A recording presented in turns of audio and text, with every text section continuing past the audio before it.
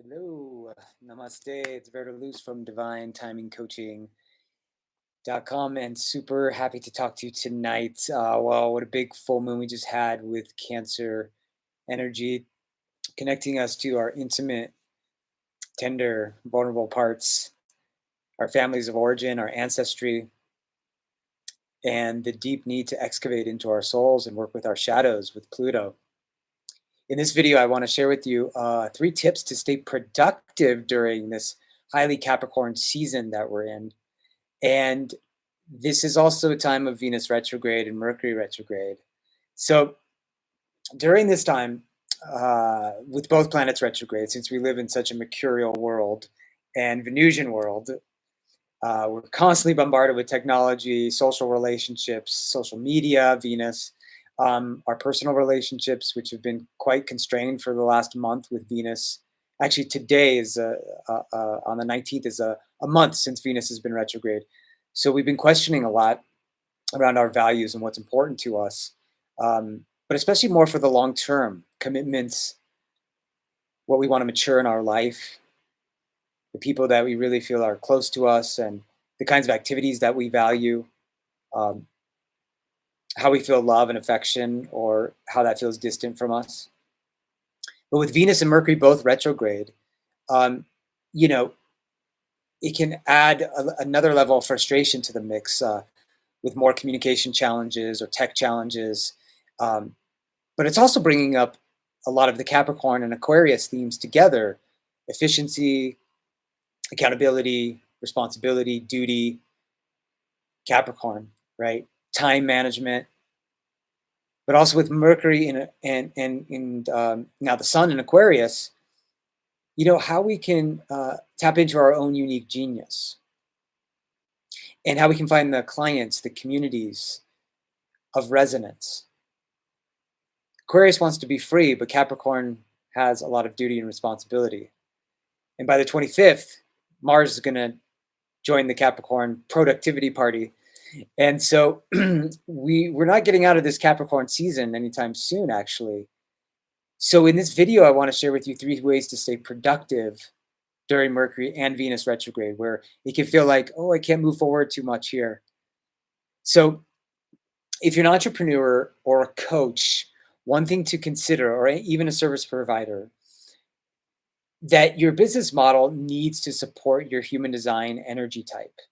I've been practicing human design for about 8 years, since about 2014, something like that.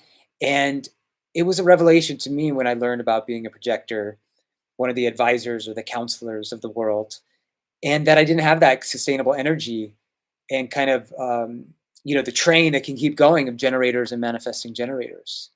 And one of the things about human design that I love is that it helps us be authentic to ourselves and to follow a strategy for making decisions in our life.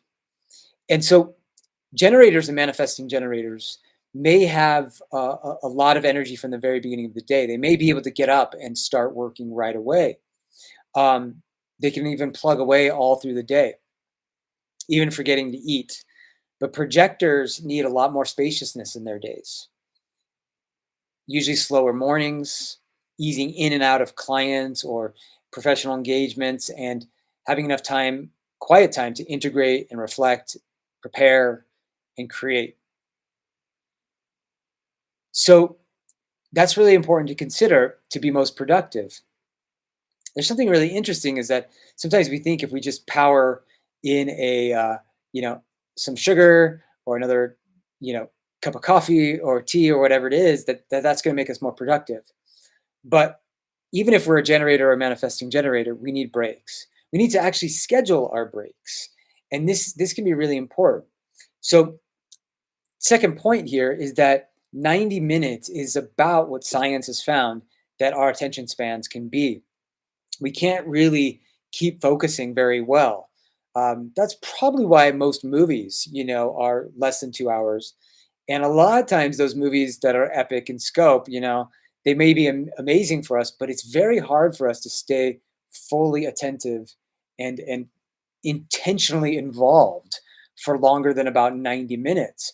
So if you're creating a webinar or a training, you want to have some kind of breaks or experiential processes within that time frame, or you want to have a time frame that is less than 90 minutes. And also, as you're working on your computer, definitely getting off the machine every 90 minutes or less than that, 45 or 60, and actually scheduling that in. Sometimes we think, well, I just got to get this done, but then there's another thing that'll come up for us, or we'll search something online. So this is also very important because the breaks actually rejuvenate us. The power nap, the walk outside, right? The maybe a tiny snack, but something that lifting some weights, dancing for 5 minutes, and then coming back to our task. This is really, really important. Now, for projectors, it gets them that time to regenerate. For manifesting generators, they can get easily distracted because they have a lot of energy they want to burn, right? So that's really important, that there's enough of that time to maybe just go for a run, go for a walk, keep moving that energy, but not on the screen, right?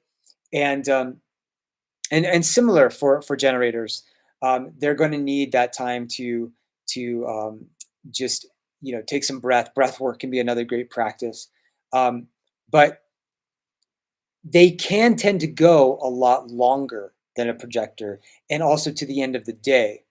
And so that's really important when you're considering your own productivity, is to know your energy type.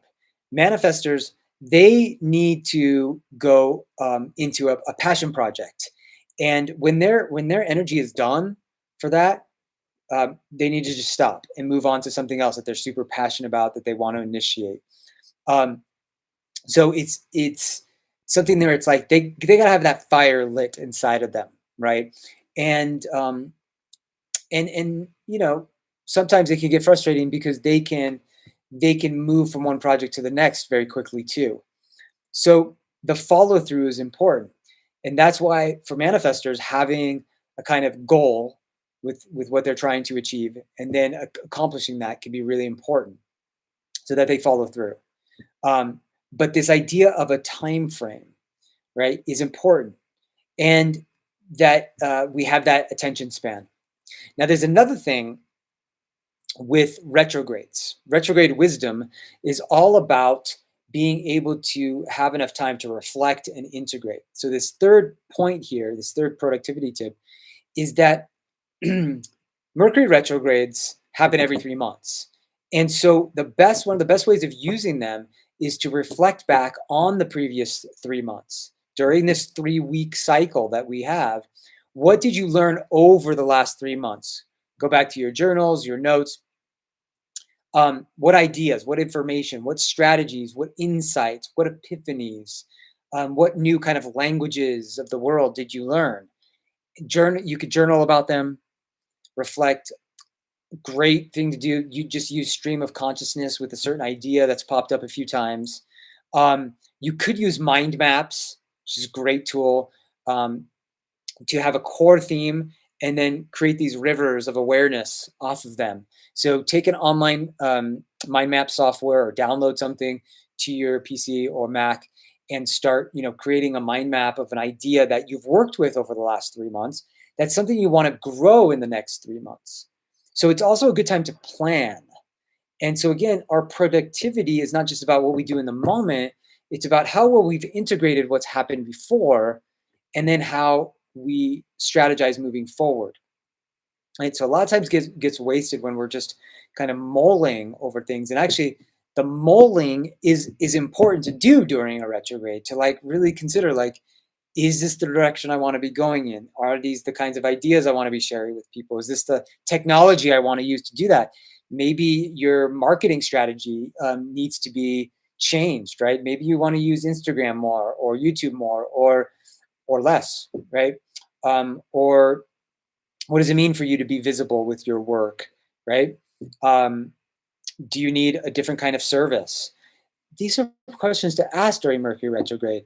Um, so also, with Venus retrograde in Capricorn, right? Consider whom you've met in the last year, that may be a colleague or a collaborator or a client, and you can reach back out to them. rebuild that relationship. Where are they at now? Where are you at? Is there a way to partner up again? What, maybe one of you has a service that the other needs at this time, right? Or they know someone who does. And that's very important because you might be building out a training or a program, and you can have joint venture partners that you can start to work with that are people that have known you and liked you and trusted you over the last year or two or three in your life. And you might even have testimonials from them, right? But if you didn't rebuild that relationship, you wouldn't be able to get, to get back into growing your business, your wealth, Venus, your social life, Venus, um, unless you rebuilt those relationships. And so the idea of going back to those professional relationships is a very Capricorn thing. And always going back to previous relationships is a Venus retrograde concept. We have her retrograde until about the 27th, 28th. So, we will be able to move forward with a lot of our relationships, our investments, in a fairly confident way at that point. Um, well, we still have Mercury retrograde for a week after that, but we're getting clear right now. And that's where you want to look back at your best business and professional relationships. And what did you value most from those partnerships? How would you shape the previous successes of those into what you're going to build out when Venus goes direct? Because she's still going to be in Capricorn for a very long time. And the sense here is that there can be a lot of business growth that can happen, even if it feels a little bit murky right now. um, Not Mercury, but murky. Um, Mars will be retrograde in Capricorn all of February into March. Venus will be there as well. And so I think there's going to be a lot of great synergy between the god and goddess. And there can be a lot of forward movement where it feels like now there is sort of a little bit of a lull or kind of a wall we might be hitting. Think about the relationships you can rekindle and what may be born of them as Mercury goes retrograde, goes direct, more like that. It's about the 3rd of February. And then Venus goes, direct around the 27th, 28th, depending on what part of the world you're in, of January, right? So we're building towards that. So these are some keys for you to stay productive during this time, stay patient during this time, and stay tuned. I'm launching the Archetypal Business Academy, where we're going to use astrology, human design, numerology, gene keys to help build out your ideal business model, as well as create premium high ticket offers that give all of your best services to your ideal clients. So I'm super excited about that, and wishing you well during this retrograde season. All right, namaste.